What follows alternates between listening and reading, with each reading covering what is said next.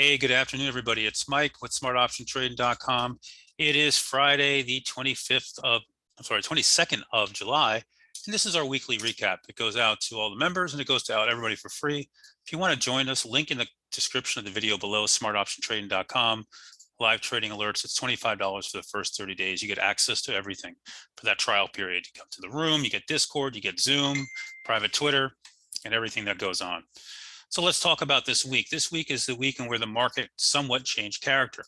And what I mean by that is the market, which had been very, very weak and kind of stuck, we broke out. And you can see here, Monday, we tried to gap up and we failed. And then we gapped up again on Tuesday, Wednesday continuation, Thursday continuation, even briefly today, we had continuation before coming back in here.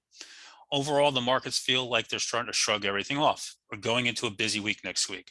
Yes, we have the Fed on Wednesday. I don't think the market's going to care what the Fed says. They pretty much built that in. It's really about earnings next week. And you have big tech names. You have Microsoft, Apple, Google is in there, Amazon, Intel, McDonald's, Boeing is in there. And I think how these guys report are going to tell us everything we need to know about this market. And today is just a little bit of very low volume. You can see here we're a little bit after 1 and we've only traded about 31 million shares. And there's just nothing going on here and nothing really to be concerned about. The Qs have been leading this market up, a little bit weaker today, makes sense. The IWM has not been as strong, but it pushed nicely. And the VIX has been absolutely smashed back down under the 200-day here. Commodities have cooled off. Crude has been struggling, right? Bonds have been even trying to bounce a little bit here. And Bitcoin raged itself back up to 24K before rolling over again here. So market has a lot going on. What was good this week? It was really a good week for tech. Apple, beautiful move. Amazon, right? Another one that had great moves in it. The semis finally woke back up. Nvidia, right? We had a nice trade on that earlier this week. Big push up there today coming in. Same thing with AMD, gave a lot of trades.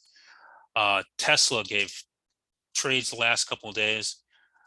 Nice push up here, then a nice earnings move, and even today it gave a trade before coming back in. And the market overall remains very, very strong here going into next week. Again, Meta's reporting next week as well, and this is where it's going to get interesting. After the snafu, and Snap, there's no sugarcoating. This was an absolutely miserable, disastrous report in Snap.